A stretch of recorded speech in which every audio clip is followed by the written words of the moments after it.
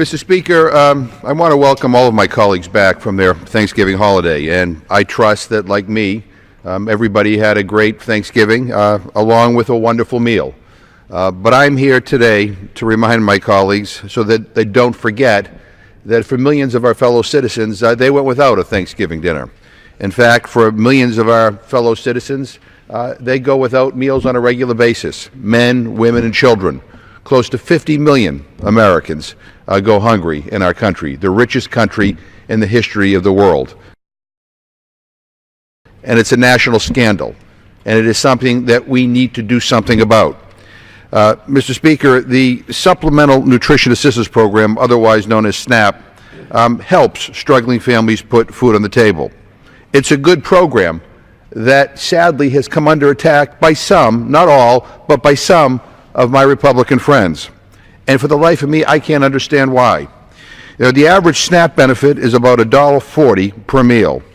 The No Kid Hungry campaign, launched by the group Share Our Strength, recently did a chart which shows that the average cost of one Thanksgiving dinner is about $49.04. That's equal to about 35 SNAP meals.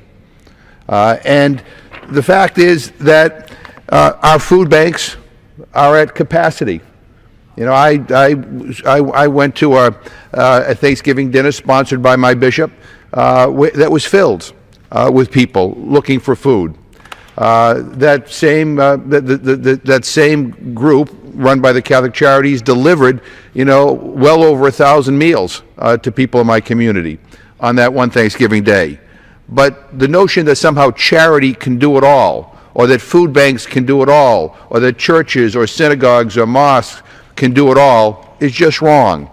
I would urge my colleagues to visit a food bank, to visit a food pantry, talk to the people who run those organizations, and let them inform you of who's showing up at their doorsteps. Talk to the people who go to these food banks. These are average people. Many of them are working families who earn so little that they still qualify for the SNAP benefit. The White House released a report over the Thanksgiving holiday talking about the importance of the Nutrition Assistance Program. The report highlights, among other things, that in 2012, SNAP kept nearly 5 million people out of poverty, including 2.2 million children. SNAP reduced child poverty by 3.0% percentage points in 2012, the largest child poverty impact of any safety net program other than refundable tax credits. The program benefits are targeted to those most in need and designed to support work. The large majority of SNAP participants are children, the elderly, or people with disabilities. And about 95% of federal spending on SNAP goes directly to subsidizing the food purchases of eligible households. It is one of the most efficiently run federal programs. I wish the Department of Defense was run as efficiently as this. Our deficit would be much lower. But among SNAP households with at least one working age non-disabled adult, more than half work, and more than 80% work in the year before or after receiving SNAP. Now, the legislation that the House Republican leadership rammed through this Congress and is now part of a negotiation on the Farm Bill would cut the program by close to $40 billion. That would result in nearly 4 million Americans losing access to SNAP next year, including working families with children, seniors, and veterans. Nearly 170,000 veterans would lose their benefits. In addition, 210,000 children in these families would also lose free school meals.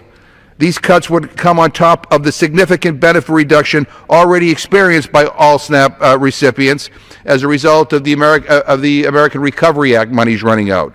And I would say to my colleagues that what that cut that went into effect on November 1st means is that the average family of four would see a reduction of about $36 per month in their SNAP benefit.